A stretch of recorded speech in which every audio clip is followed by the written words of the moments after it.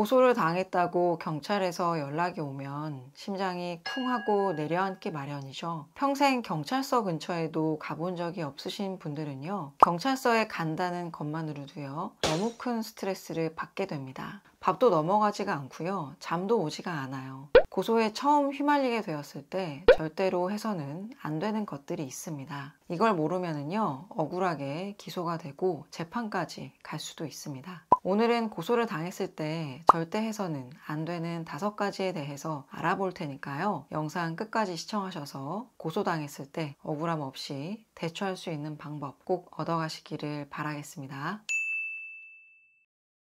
첫 번째, 경찰에서 말한 조사 일정에 아무런 준비 없이 그냥 가서는 안 된다 입니다. 경찰서에서 땡땡땡씨 되시죠? 여기 경찰서 땡땡경위인데요. 지금 고소되어 있으니 조사받으러 오세요. 내일 오전 10시 되시죠? 그때까지 출석하세요 하고 전화를 끊는 경우가 있습니다. 이렇게 경찰이 말한 조사 일정에요, 아무런 준비 없이 그냥 가서는 절대로 안 됩니다. 먼저 다시 전화를 거셔서요, 각 팀과 부서를 확인하시기 바랍니다. 수사 6팀, 경제 1팀, 강력팀 등등 팀명이 있을 거예요. 소속 팀과요, 담당 수사관의 조남이 어떻게 되는지 관등 성명을 꼭 확인하시기 바랍니다. 조사 일정은요, 대략 2주 정도 후로 미루시기 바랍니다. 그 사유로는요, 고소 내용을 확인하고 가겠다 또는 변호인을 선임해서 같이 가겠다 라고 하면서요, 일정을 반드시 2주 정도 늦추시기 바랍니다. 첫 조사 진술은요,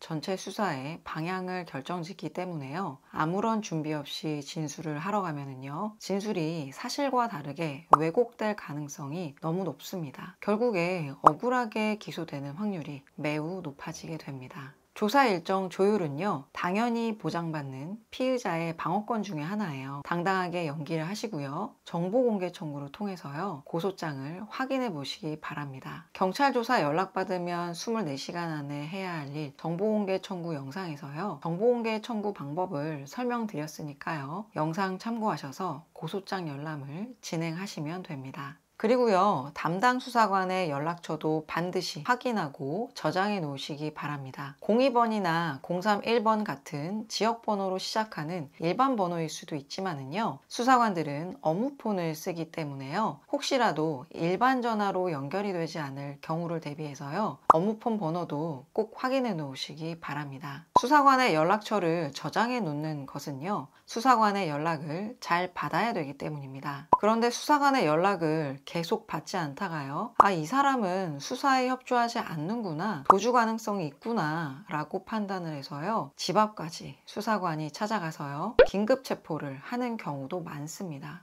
그러니 수사관 연락을 잘 받으셔야 합니다. 수사관 연락처를 저장을 잘 해놓으시기 바랍니다. 두 번째, 유선상으로 범죄 혐의와 범죄 사실에 대한 질문에 답변해서는 안 된다 입니다. 모든 경우에 그런 건 아니지만은요, 많은 경우에요, 경찰이 처음에 연락해서 조사 일정을 통보할 때요, 유선상으로 범죄 혐의나 어떤 사실에 대해서 물어보는 경우가 많습니다. 그럴 경우에는요, 유선상으로는 범죄 혐의나 범죄 사실에 대한 수사관의 질문에 답변해서는 안 됩니다. 유선상으로 수사관이 이렇게 물어볼 수 있어요. 고소인이 땡땡땡 씨가 나한테 돈을 주면 3배 이상 불려주겠다 라고 했다는데요, 돈을 3차례 총 1억 원을 받아갔다고 하는데요, 이거 맞나요? 라고 물어보는 거는요, 범죄 사실에 대해서 물어보는 겁니다. 하지만요, 범죄 사실은요, 경찰서에서 피의자 조사 시에 진술이 이루어져야 하는 거예요. 그러니까요, 진술 거부권이나 변호인 조력 같은 피의자의 방어권에 대해서요, 정식으로 설명을 듣고 진술해야만 하는 내용인 겁니다. 전화상으로요, 이렇게 조사를 해도 안 되지만은요, 수사관이 유선상으로 이런 걸 물어볼 때는요, 그냥 그런 것 같다 라고 대답을 해버리면은요, 그 내용 자체가 수사관의 선입견을 만들어낼 수 있습니다. 그래서 추후 공정한 조사를 받는 데에 굉장히 불리해지게 될 수도 있는 겁니다.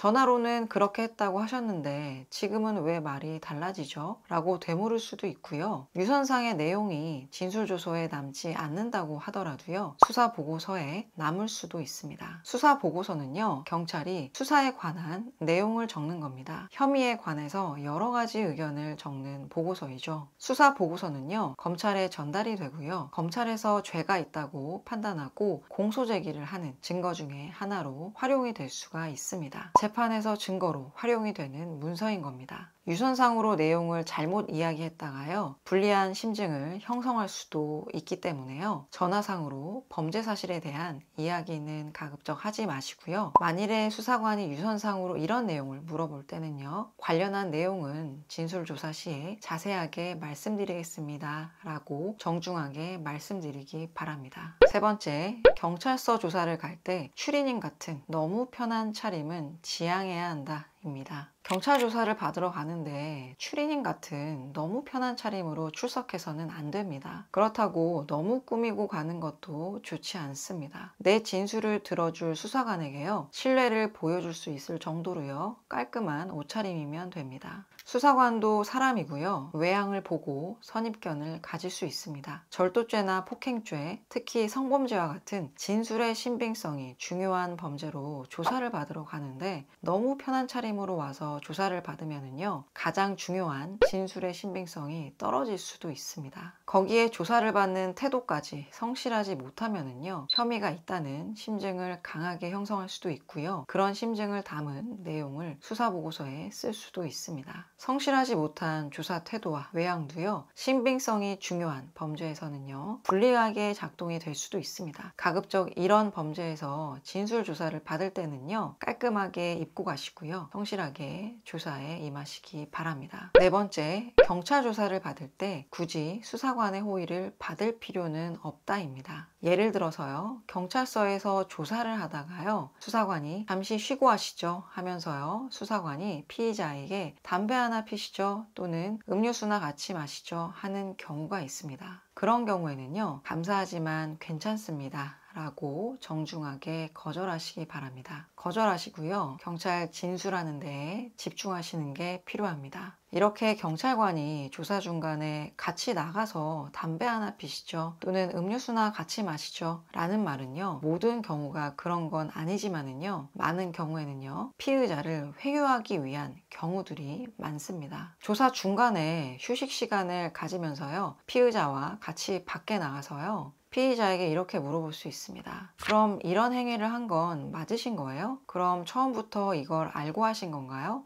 피해자는 이렇게 말하던데 그럼 그게 이런 걸 수도 있겠네요. 라는 식으로요. 회유하는 방식으로 혐의 인정을 유도하기도 합니다. 또는 이거 아무것도 아니에요. 이거 그냥 벌금으로 끝나요. 하는 말로 안심을 시키기도 합니다. 하지만 그게 구공판 돼서 중형이 선고되는 경우도 있습니다. 또는 혐의를 그냥 인정하는 게 형량에 도움이 될 거다라고 압박을 하기도 하죠. 이런 걸 조사실 밖에서 하는 경우가 종종 있습니다. 조사 중간에요. 경찰이 먼저 마치 호의를 베푸는 듯 할 때는요. 정중히 거절하시고요. 자신의 진술에 집중을 하시고 긴장감을 놓지 마시기 바랍니다. 다섯 번째는요. 진술조서의 중요한 내용 수정 시에는 두 줄 긋고 삭가나 사글하는 방법은 가급적 지양한다 입니다. 경찰에서 진술을 마무리하고 진술조서를 마지막에 확인을 하는데요. 기재된 진술이 잘못돼서 수정을 해야 할 때가 있습니다. 이런 경우에요. 그 내용이 중요한 내용이라면 두 줄을 긋고 사글하는 방식은 가급적 지양하시기 바랍니다. 진술조서를 수정하실 때 두 가지 방법이 있어요. 수정할 내용을 다시 진술해서요. 수사관이 워드로 그 내용을 쳐서 새롭게 인쇄하는 방식이 있고요. 기존의 내용에다가요. 자필로 두 줄 긋기를 하고 삭이나 삭가를 쓰고요. 거기에 새로운 내용을 자필로 적는 방식이 있습니다. 간단한 오타나 간단한 변경은요. 자필로 삭가 처리하는 방식이 크게 문제가 되지는 않습니다. 하지만 내가 한 진술과 완전히 다르게 적혀져 있는 경우이거나요. 혐의의 중요한 부분인데 나한테 불리하게 적혀져 있는 경우에는요. 새로운 진술조서로 인쇄해달라는 게 낫습니다. 그런 중요한 내용이 다 두 줄을 긋고 삭가 처리해서 재판에서 자필로 내용을 변경한 게 모두 남아있다고 생각을 한번 해보세요. 진술조서는 끝까지 남아서요. 재판에서 검사, 변호인, 재판장님 모두 열람하게 되는 것이에요. 재판장님이 이걸 보고 판단하게 되잖아요. 진술조서를 보는데 중요한 범죄 요건이요. 2줄, 3줄 이상 사과 처리로 자필로 수정이 되어 있으면은요. 이건 자기한테 불리하니까 나중에 진술을 바꾼 게 아닌가 싶은 심증을 형성할 수도 있게 됩니다. 진술조서를 변경할 때는요. 중요한 부분일 경우에는요. 자필로 수정하기보다는요. 새로운 진술조서로 작성을 해서 인쇄하는 방식을 권해드립니다. 오늘 영상 어떠셨나요? 고소당했을 때 절대로 해서는 안 되는 행동 많이 궁금하셨을 텐데요. 이거에 대해서 한 번에 정리가 되셨으면 좋겠습니다. 특히 억울하게 고소를 당해서 막막하셨던 분들에게 도움이 되셨으면 합니다. 저희 채널에서는요, 앞으로도 유용한 법률 정보를 공유해드릴 예정이니까요. 유익한 법률 정보가 지속해서 궁금하신 분들은 구독을 눌러주시고요. 그럼 오늘 영상이 도움이 되셨으면 좋겠습니다. 감사합니다.